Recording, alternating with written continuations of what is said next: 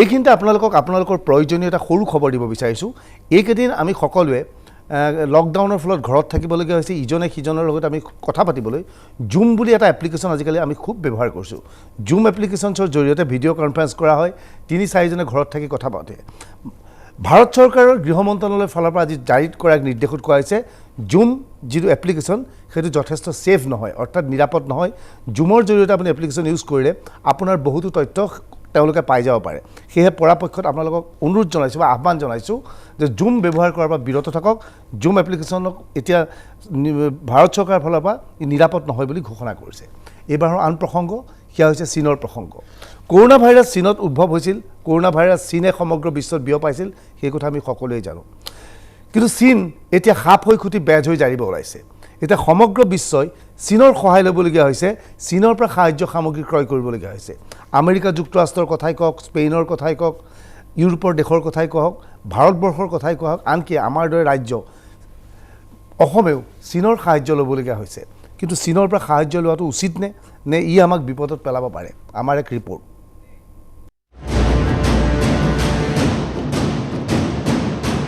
কেইটামান বছৰৰ আগৰ কথা, সময় আছিল দীপাৱলী।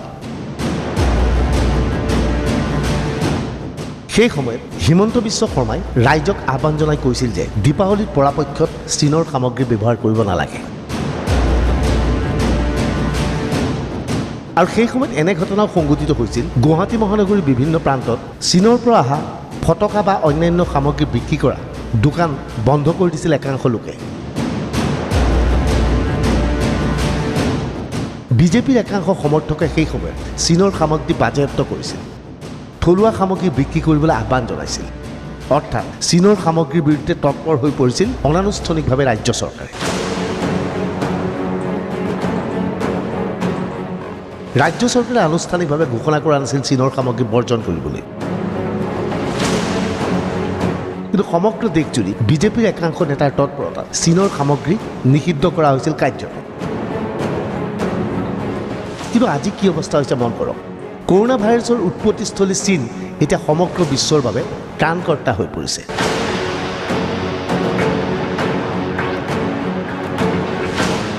যি চীনৰ পৰা সমগ্ৰ বিশ্বত কৰোণা ভাইৰাছ বিয়পি পৰিছিল, সেই চীনৰ প্ৰতি এতিয়া সকলো সদয় হৈ পৰিছে।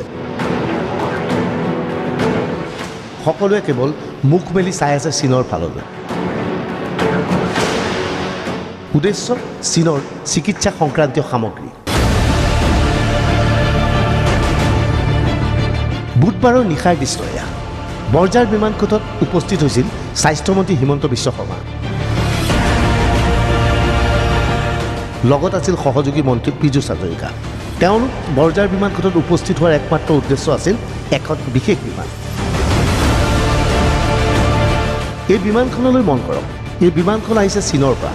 চীনৰ পৰা উৰা মাৰি আহি পোনে পোনে বিমানখন অৱতৰণ কৰিছে বৰঝাৰ বিমানঘাটত। অসম চৰকাৰৰ হেঁচাত চীনে এই বিমানখন প্ৰেৰণ কৰিছিল অসমলৈ। বিমানত আহিছিল কৰোণা ভাইৰাছৰ সৈতে যুঁজিব পৰা বিভিন্ন সামগ্ৰী। অসম ভাৰতৰ একমাত্ৰ ৰাজ্য, যিখন ৰাজ্যই পোনে পোনে চীনৰ সৈতে যোগাযোগ কৰি চিকিৎসা সংক্ৰান্তীয় সামগ্ৰী আমদানি কৰিবলৈ সক্ষম হৈছিল। সেয়েহে বিমানঘাটত উপস্থিত হয় হিমন্ত বিশ্ব শৰ্মা। দুটা পন্থা আছিলে। আমি প্ৰায় 21 তাৰিখৰ পৰা আমি এই কামত লাগি আছিলোঁ। আমাৰ অসমত যি আমি অপাৰেশ্যন স্মাইলৰ কাম কৰোঁ, তাৰ কাউণ্টাৰ পাৰ্ট চাইনাটো অপাৰেশ্যন স্মাইল আছে। গতিকে আমাৰ এই গুৱাহাটীৰ অপাৰেশ্যন স্মাইলে আমাক চাইনাৰ অপাৰেশ্যন স্মাইলৰ লগত লগাই দিছিলে। তাৰপিছত সেই এটা ৰাস্তা দি আমি সোনকালে প্লেনত উঠোৱা, সোনকালে আমাৰ পেলেটছ কৰা, সোনকালে তাক লৈ অহা, এই গোটেই কামবিলাক আমি তাৰ পৰা সহায় পাইছিলোঁ। আৰু তাক বাদ দি যাক আমি আনিবৰ কাৰণে দায়িত্ব দিছিলোঁ বা যিসকলে কাম পাইছিলে তেওঁলোকেও খুব ভাল কৰি বিশ্বক্ষণতাৰে কামটো কৰাৰ বাবে আজি আমি ইয়াত আহি গোটেই সামগ্ৰীখিনি পাবলৈ সক্ষম হ'লোঁ। এতিয়া ছাপ্লাই লাইনটো আমাৰ খুলি গ'ল। কেতিয়াবা যদি আমি লাগে আৰু আনিবলৈ আমি পাৰিম। আৰু ভাৰতৰ ভিতৰতো কিছু আমাৰ কিনা হৈ থাকিব। গতিকে 2 লাখ যিটো আমি বাফাৰ ষ্টক বনাম বুলি ভাবিছিলোঁ PPE কিটছৰ, সেইটো এক প্ৰকাৰ সম্ভৱ হৈ পৰিল। এয়া আছিল বুধবাৰৰ নিশাৰ দৃশ্য। এইবাৰ আমি বৃহস্পতিবাৰৰ পুৱাৰ দৃশ্য দেখুৱাইছোঁ। বৰঝাৰ বিমানঘাটত NDRFৰ সদস্যই এইদৰে চেনিটাইজৰ ব্যৱস্থা কৰিছে। ৰানৱেৰ ওচৰে পাজৰে থকা প্ৰতিখন গাড়ীক চেনিটাইজ কৰা হৈছে। কিন্তু হঠাৎ কিয় এনেধৰণে চেনিটাইজৰ ব্যৱস্থা কৰা হৈছে? 3 মে পৰ্যন্ত বিমান সেৱা নচলে, সেই কথা আমি সকলোৱে জানো। তৎসত্ত্বেও NDRFৰ এই তৎপৰতা কিয়? প্ৰশ্ন হৈছে, চীনৰ পৰা অহা বিমানৰ বাবে এনেধৰণৰ চেনিটাইজৰ ব্যৱস্থা কৰা হৈছে নেকি? যিহেতু চীনত কৰোনা ভাইৰাছ উৎপত্তি হৈছিল আৰু সেই চীনৰ পৰা এই বিমানখন আহিছে, এই বিমানত কৰোনা ভাইৰাছ অহাৰ আশংকা কৰি এনেধৰণৰ চেনিটাইজৰ ব্যৱস্থা কৰিছে নেকি?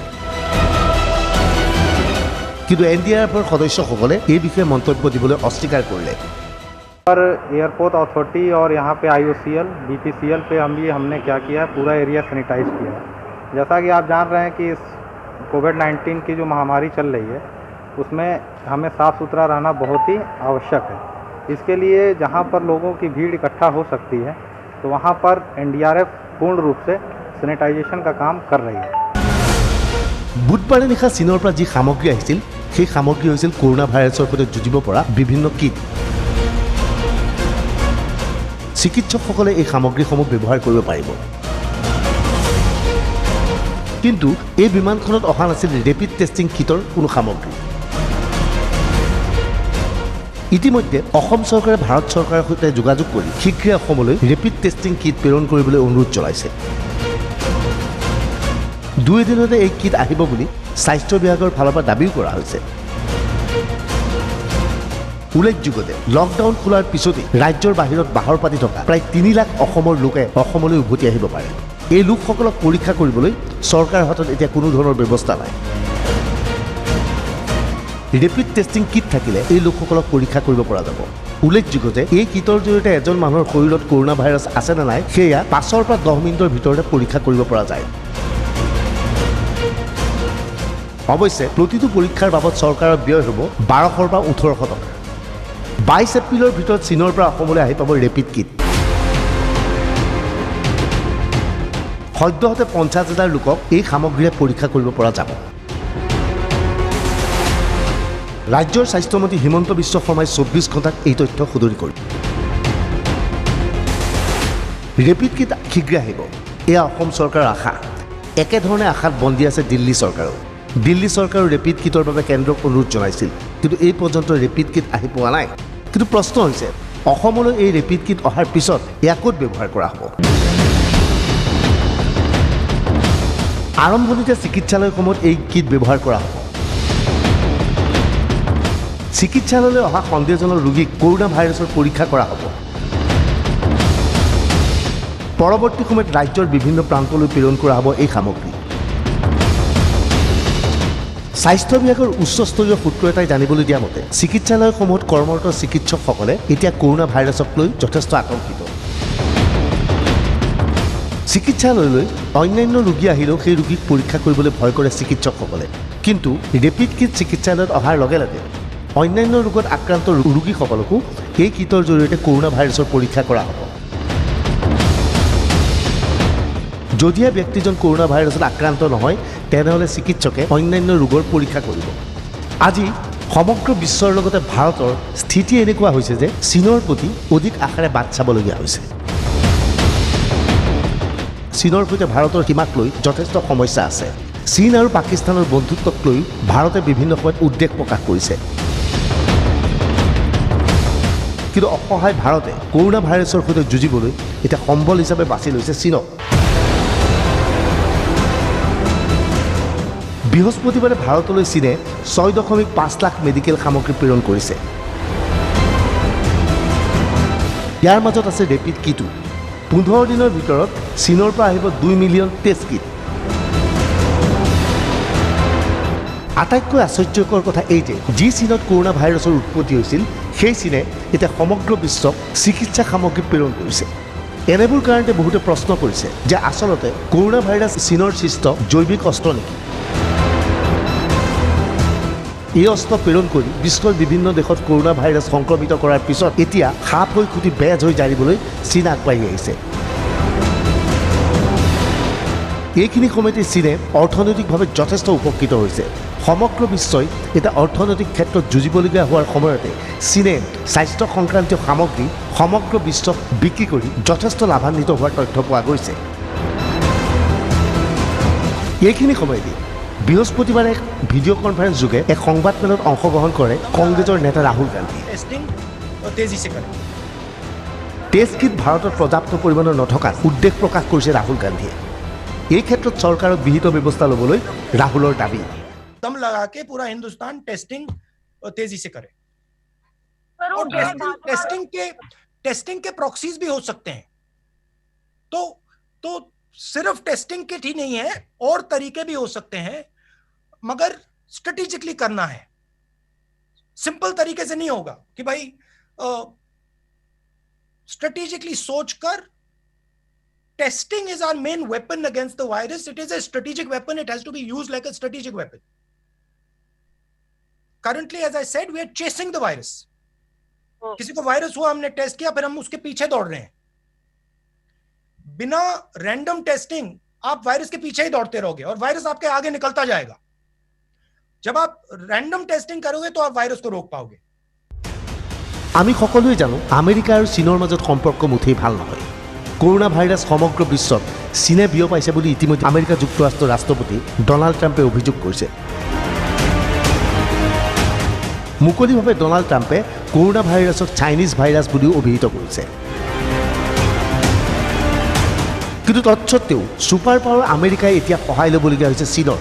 কৰোনা ভাইৰাছৰ সৈতে যুঁজিবৰ বাবে আমেৰিকা এতিয়া শৰণাপন্ন হৈছে চীনৰ। ঘনে ঘনে চীনৰ পৰা স্বাস্থ্য সংক্ৰান্তীয় সামগ্ৰী এতিয়া আমেৰিকা যুক্তৰাষ্ট্ৰই ক্ৰয় কৰিছে। অথচ এই আমেৰিকাই বিশ্ব স্বাস্থ্য সংস্থাক ধমকি দিছে চীনক সহায় কৰাৰ বাবে। ৰ'ব, এই কথাখিনি ভালকৈ বুজি লওক। আমেৰিকাৰ ৰাষ্ট্ৰপতি ডনাল্ড ট্ৰাম্পে দাবী কৰা মতে বিশ্ব স্বাস্থ্য সংস্থাই চীনৰ পক্ষত থিয় দিছে। চীনে কৰোনা ভাইৰাছৰ বিষয়ে গোপনে ৰখাৰ পিছতো বিশ্ব স্বাস্থ্য সংস্থাই চীনক সহায় কৰি থকাৰ অভিযোগ উত্থাপন কৰিছে ডনাল্ড ট্ৰাম্পে। এনে অৱস্থাত ডনাল্ড ট্ৰাম্পে ৰাজহুৱাভাৱে ঘোষণা কৰিছে বিশ্ব স্বাস্থ্য সংস্থাক আমেৰিকা যুক্তৰাষ্ট্ৰই কোনো ধৰণৰ সাহায্য নিদিয়ে।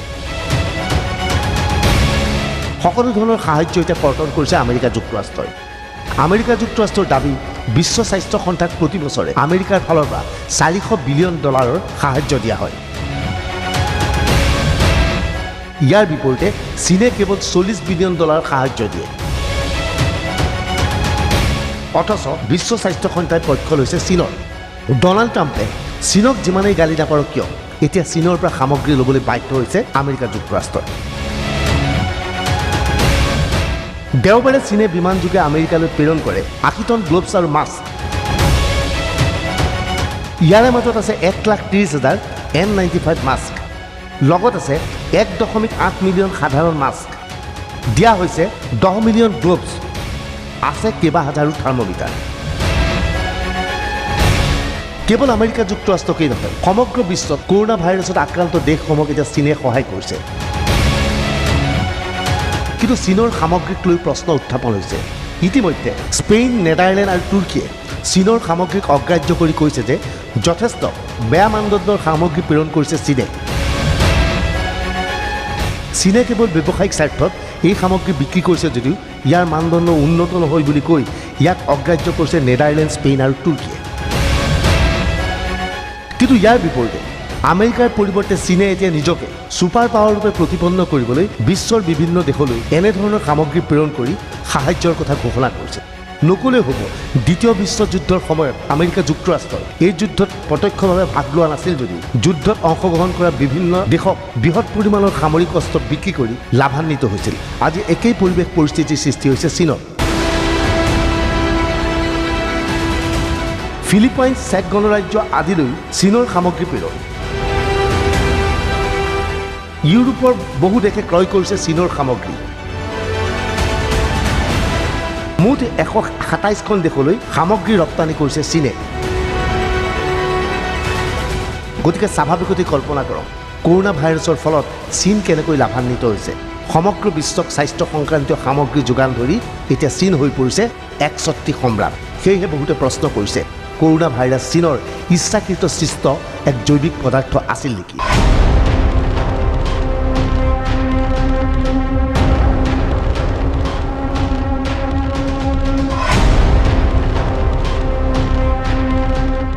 Bureau report DY365।